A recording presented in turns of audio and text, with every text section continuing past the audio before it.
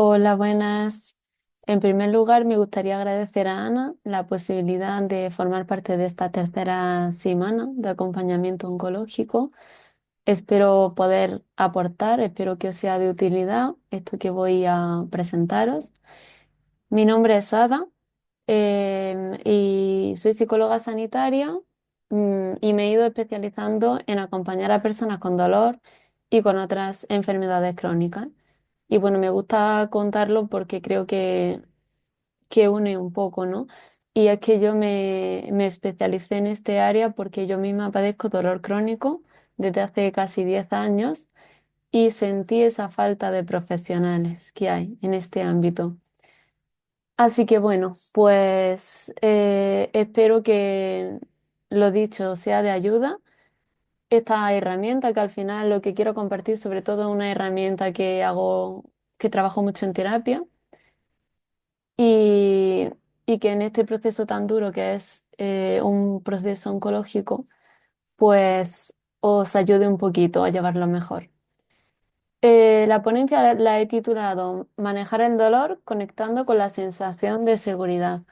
Vamos a ir viendo poquito a poco y entenderéis el porqué del título.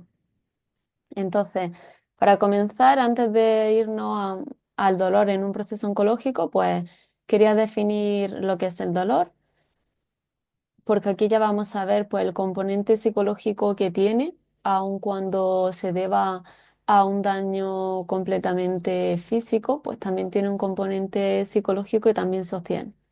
Realmente todo en esta vida, ¿no? Pero como que parece que lo hemos compartimentado todo mucho y está ahí y influye mucho. Entonces, según la definición que da la Asociación Internacional para el Estudio del Dolor, pues el dolor es una experiencia sensorial y emocional, aquí viene la parte psicológica, desagradable, y puede estar asociada a un daño en un tejido o no. No tiene por qué haber un daño en un tejido para que haya dolor. Hay un montón de ejemplos sobre ello, hoy no me quiero detener mucho aquí, pero es importante señalarlo. Y igual que el dolor crónico que se da al margen de un proceso oncológico, cuando tenemos un proceso oncológico puede que esté asociado, como después veremos, a tejidos dañados o a procesos tumorales, o puede que no. Puede que se haya sanado ya ese daño que había, pero el dolor persista, esa señal de dolor persista. Y un ejemplo para que entendáis bien esto de biopsicosocial, ¿no? Imaginaos que me hago una herida en la mano. Pues la parte biológica sería ese tejido en mi mano que se ha dañado. La parte psicológica sería pues cómo influyen los pensamientos y las emociones y las conductas. Si yo estoy aburrida en mi casa y sintiéndome sola, pues seguramente le preste más atención a esa herida que me he hecho y el propio dolor incremente de intensidad.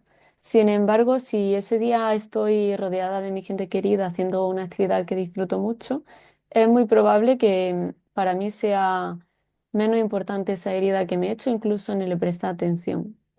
Y a nivel social, pues tendríamos cómo reacciona nuestro entorno. Si le da mucha atención a esa herida que me he hecho, probablemente yo también le dé más atención. Y las creencias culturales, por ejemplo. Eh, pues vivimos en una cultura hedonista que intenta constantemente que no suframos y que no experimentemos dolor. Eso nos va a llevar a reaccionar como con más rechazo cuando aparece este dolor. En otras culturas o en otros tiempos había una mayor aceptación del dolor. Todo eso va influyendo. Pasando ya a cómo sería el dolor en un proceso oncológico, pues puede aparecer tanto un dolor agudo como un dolor crónico. Hablamos de dolor agudo cuando este tiene una duración menor a 3 meses. Y es cierto que a nivel cerebral se ve que se activan más zonas relacionadas con el propio tejido, ¿no? Con la propia zona que te está doliendo. Más con lo... se le llama somatosensorial. Y en cambio, dolor crónico es aquel que dura más de 3 meses y vemos que se activan ya más zonas relacionadas con emociones y con recuerdos y memoria.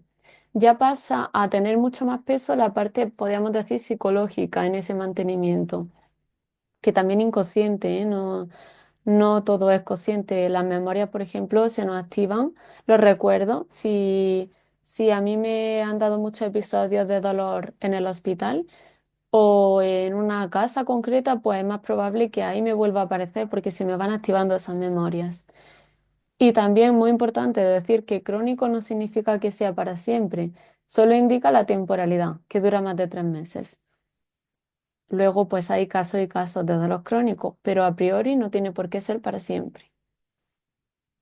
Y en el proceso oncológico, pues pueden darse uno, ambos o los dos tipos. Uno, es decir, dolor agudo, dolor crónico o los dos tipos de dolor. O ninguno, ojalá que ninguno, ¿no? Pero, ¿qué peculiaridades tiene el dolor cuando estamos viviendo un proceso oncológico?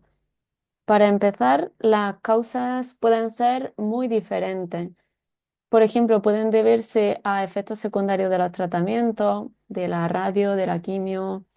Puede deberse a los propios procesos tumorales. Ahí el dolor estaría cumpliendo su función de alertarnos de un peligro. Para eso está realmente el dolor en el cuerpo. Pero también puede deberse a algún tejido que ha quedado ya como más sensibilizado o que realmente ya no haya ahí un proceso oncológico, pero siga activándose el dolor. Y ahí ya no está siendo adaptativo, ya estamos teniendo dolor continuo, pero no nos está avisando de nada. Y puede presentarse en cualquiera de los tipos de dolor que existen a día de hoy. Muy resumidamente, el dolor nociceptivo es aquel que sí que está relacionado con el daño en el tejido, con el daño en el órgano. El dolor neuropático es aquel que se relaciona con el daño en los nervios y el dolor nociplástico es aquel en el que en las pruebas no vemos nada, ¿no? No encontramos nada que lo justifique y es que se relaciona con em, cambios a nivel cerebral y de médula espinal, un fallo en el procesamiento que hace que se esté activando constantemente el dolor. Aunque suene tan raro y, y muchas veces pues sea tan desesperante este último tipo de dolor porque no sale nada en las pruebas y tampoco saben qué hacer los médicos muchas veces, también hay esperanza porque al final tiene que ver con el sistema nervioso y existe la neuroplasticidad y muchas veces se puede mejorar o incluso revertir. Y luego también es importante decir que en el contexto de un proceso oncológico, pues la persona está viviendo una experiencia muy estresante, incluso traumática. Y todo esto hace mucho más probable que se active el dolor, que como veremos ahora, pues está muy relacionado con ese sistema de alarma del organismo. El dolor nos quiere avisar de un peligro. Entonces, si yo estoy experimentando estrés, ansiedad, estoy más en alerta y hago mucho más probable que se active el dolor. Y puede ser limitante y afectar a la vida de la persona. Por eso es importantísimo tenerlo en cuenta si aparece y no ignorarlo, ni dejarlo en un segundo plano. Escuchar a la persona y si la persona se está quejando, que no me gusta la palabra, está manifestando que tiene dolor, es importante atender ese dolor. Y ya llegando un poquito al ejercicio que quiero hoy enseñar y compartiros, pues como yo decía, el dolor se asocia mucho con ese sistema de alerta o de alarma. Entonces, todo lo que vaya, lo que nos lleve a un estado de alerta, que pueden ser cosas tan simples como un olor o algo que estás viendo, va a hacer más probable que aparezca ese dolor. En la imagen tenemos como un medidor, ¿no? Un medidor de peligro. Si el nivel de peligro que mi organismo percibe es bajo, pues va a ser poco probable, va a ser más difícil que aparezca dolor o probablemente en ese momento sea menos intenso el dolor, si lo tengo cronificado. Pero cuando estoy en un estado muy de alerta, ese indicador de peligro va a subir y va a ser más difícil controlar ese dolor y bajarlo y gestionarlo. Entonces, lo que queremos es potenciar todo aquello que me hace estar en más calma y intentar limitar aquello que me hace estar en alarma. De hecho, quienes estáis en un proceso oncológico, pues sabéis que seguramente os han aconsejado que quitéis estresores de vuestra vida y que intentáis, intentéis promover la calma, ¿no? Pues también con el dolor se aconseja lo mismo. Y bueno, si en más dilación, pues paso a enseñaros el ejercicio. El ejercicio que suelo yo enseñar en terapia se conoce como el protectómetro porque mide, es como un medidor del nivel de protección que pone nuestro organismo, ¿no? Cuando el organismo está tranquilo y no siente que haya amenaza, no pone tanta protección, estaría más abajo. Pero cuando siente esa amenaza, pues subiría. Tenemos aquí, por un lado, los DIMS, que serían los factores Danger in Me. En inglés viene de unos autores muy importantes en el mundo del dolor, que los tenéis aquí abajo. Serían los factores que incrementan mi percepción de peligro. Y luego por el otro lado tendríamos los SIMS, Safety in Me, seguridad en mí, aquellos factores que incrementan mi percepción de seguridad. Entonces vamos a ir viendo uno a uno de estos 7 tipos, algunos ejemplos y a ver si puedo transmitiros bien en qué consiste y hacerlo entender. Aquí, si habéis llegado a este momento, pues os invitaría si queréis a coger una libretita y ir apuntando o lo podéis hacer mentalmente. Entonces, vamos a comenzar con los primeros. En primer lugar, tendríamos todo aquello que percibimos a través de los sentidos, que nos puede hacer sentir, pues, como ya decía, o en calma o en peligro. Por ejemplo, a través de la vista, quizá nos pueda hacer sentir más en calma un paisaje bonito, estar viendo a nuestra familia, estar viendo nuestra película favorita. Y, por ejemplo, nos puede hacer sentir en peligro ver a través de la vista, recordad, una sala de hospital o ver una aguja o ver casos de ver una persona que físicamente se le nota que está degradada, por así decirlo, ¿no? A través del oído, pues quizá puede ser para nosotros agradable o hacernos sentir más seguros el escuchar que las pruebas médicas que nos han hecho están bien, el escuchar nuestra música favorita, el escuchar la naturaleza.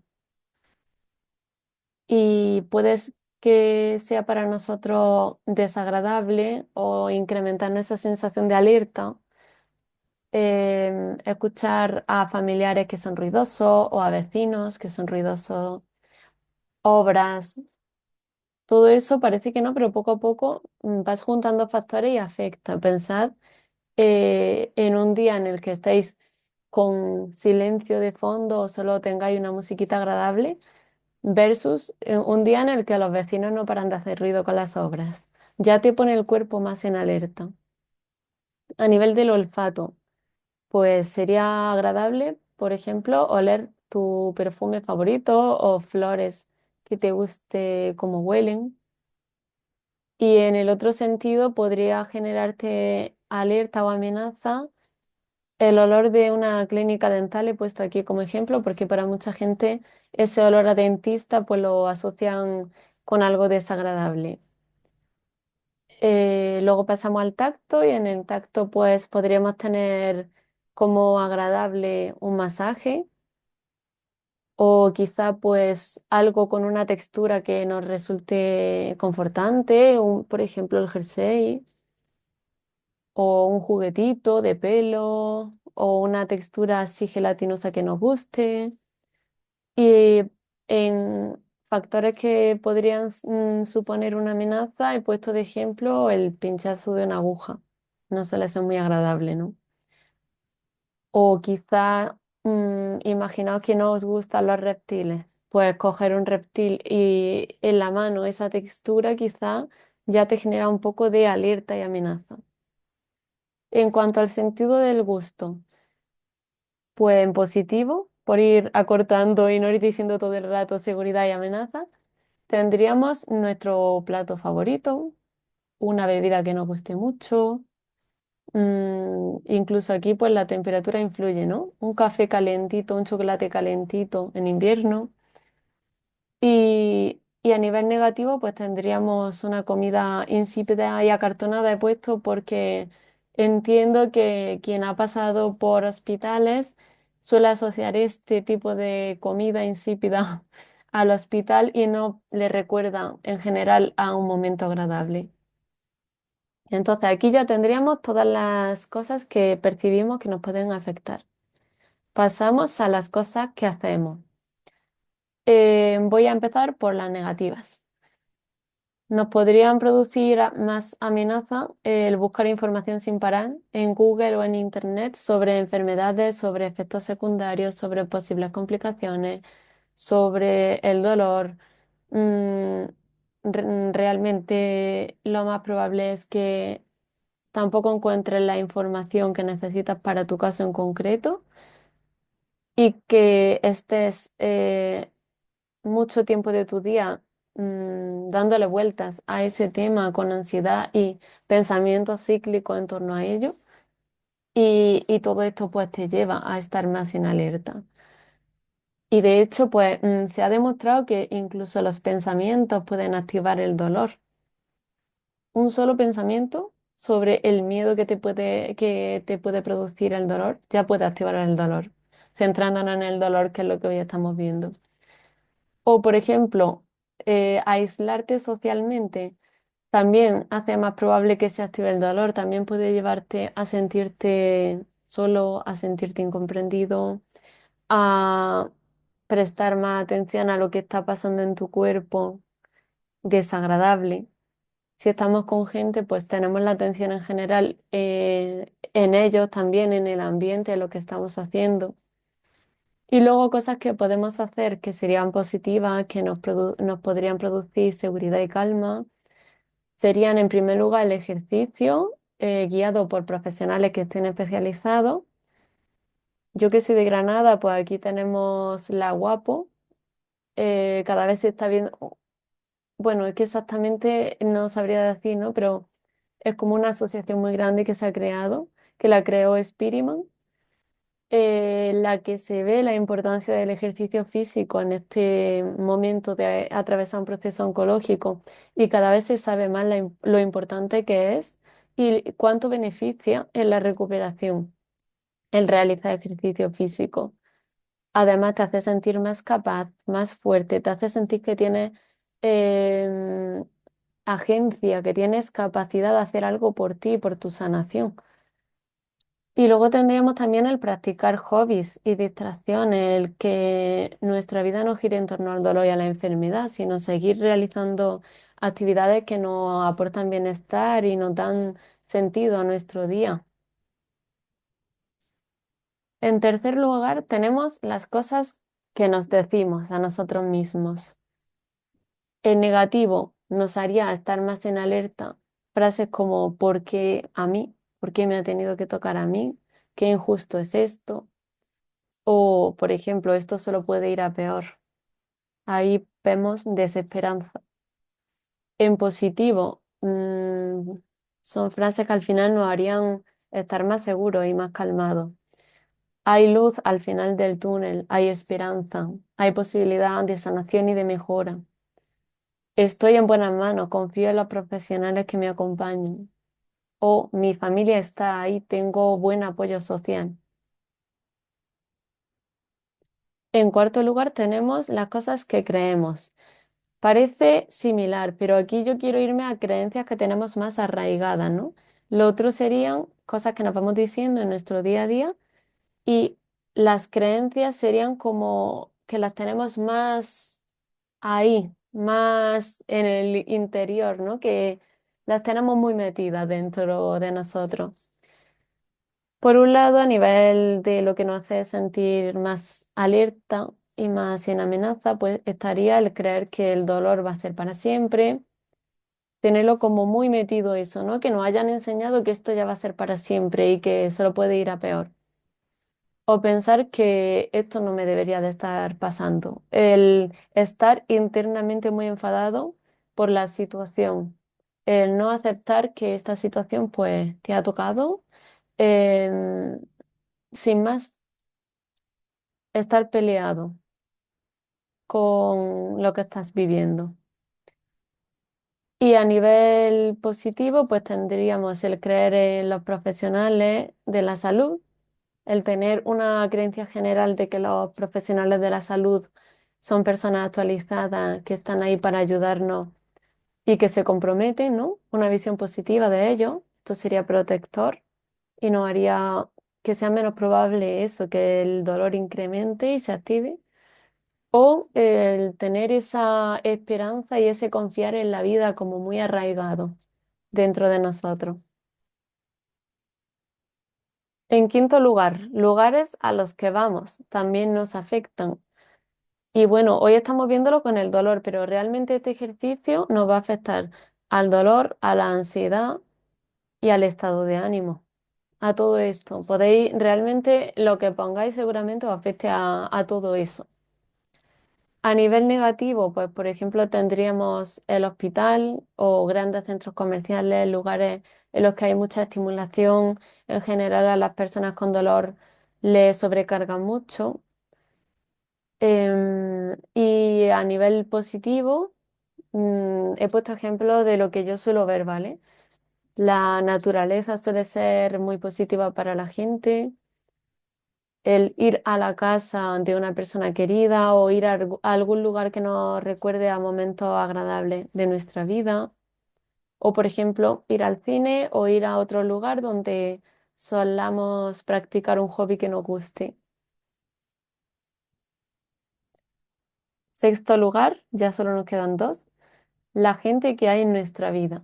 Personas que nos pueden hacer sentir más en alerta, más en disconfort, serían vecinos o personas maleducadas que encontramos en el día a día, profesionales que no están implicados, que sentimos que no nos comprenden para nada, que somos un número más o incluso están deseando de quitarnos de en medio. Cada uno tiene las cosas que más le afectan, pero teniendo en cuenta a quienes me estoy dirigiendo, este suele ser un punto que afecta mucho cuando sentimos que los profesionales realmente no se implican de verdad con nosotros.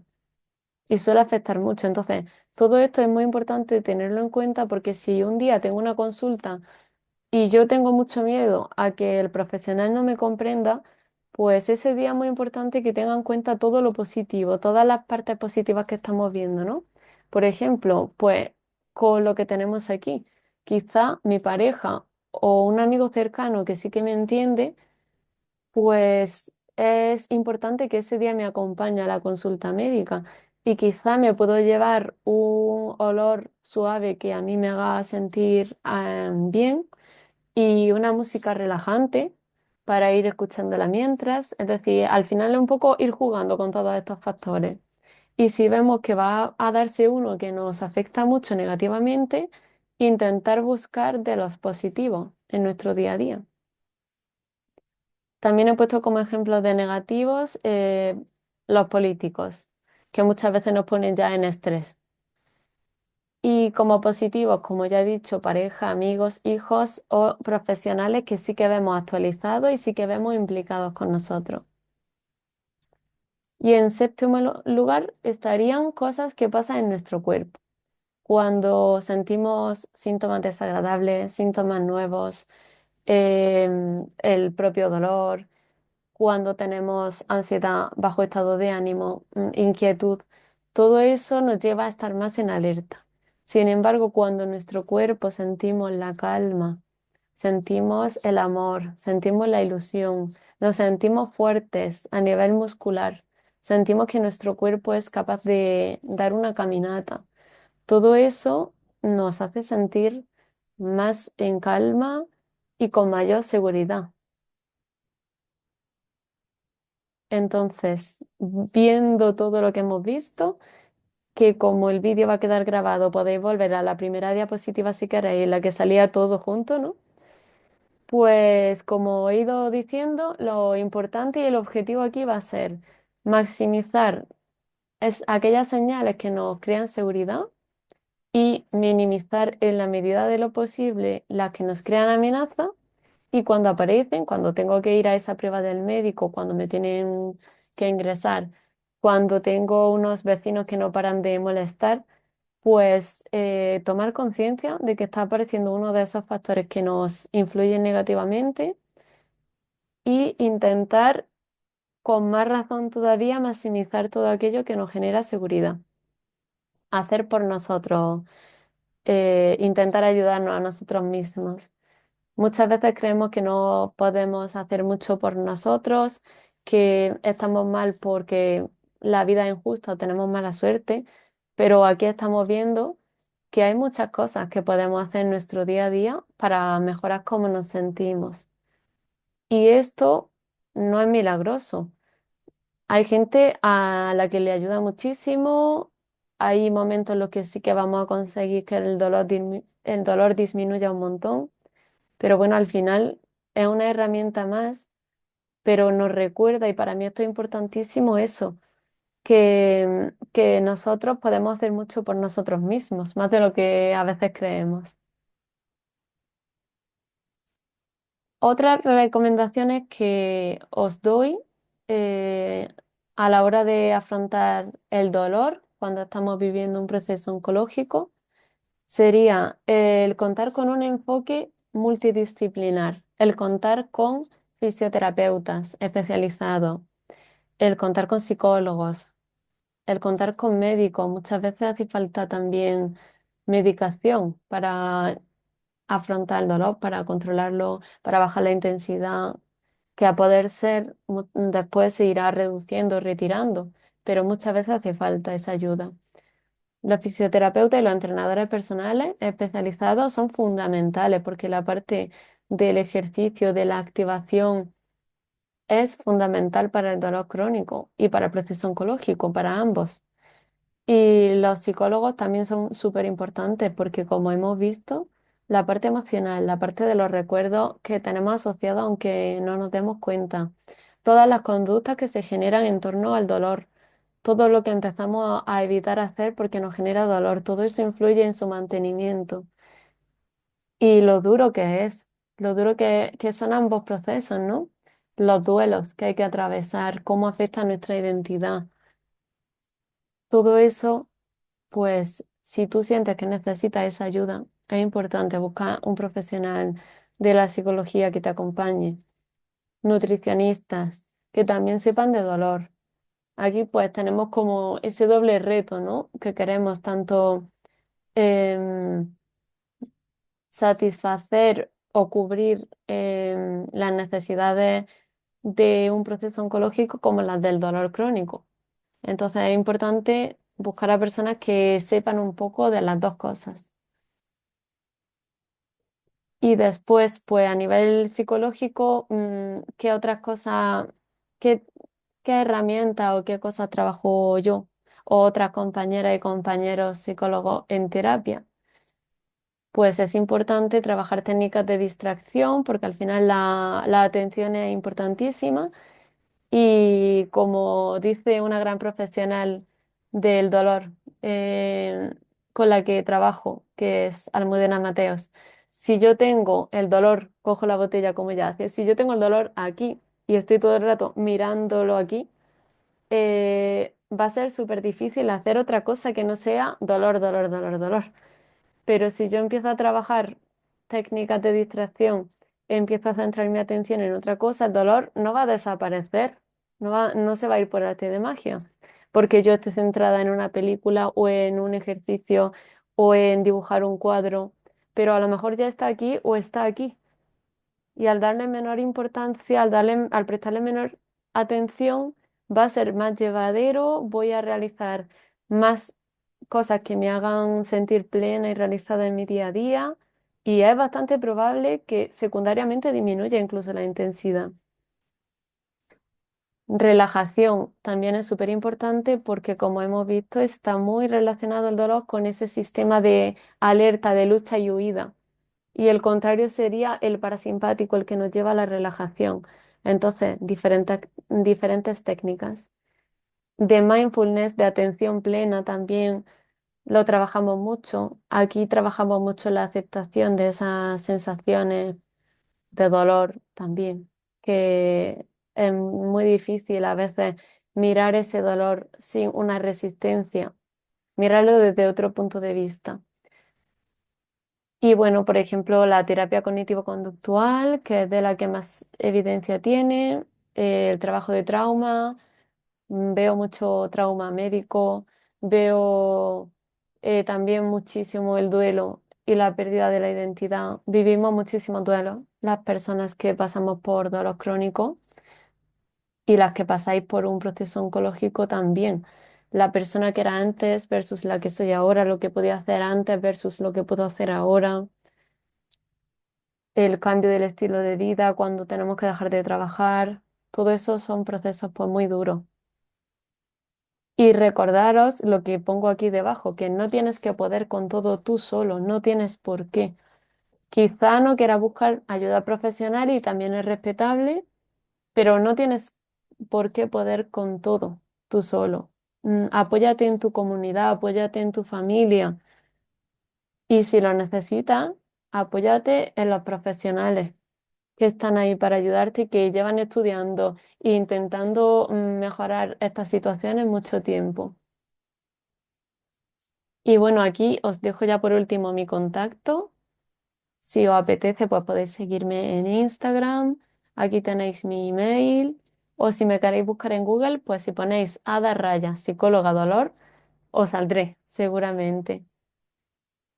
Nada más, no quiero que sea tampoco súper largo.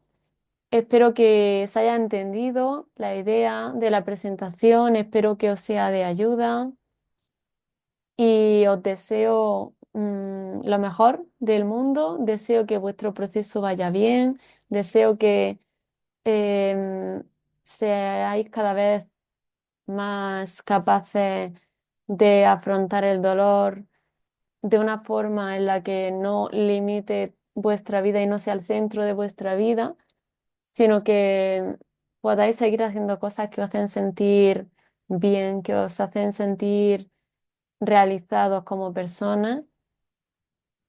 Y ha sido todo un placer para mí participar en estas jornadas.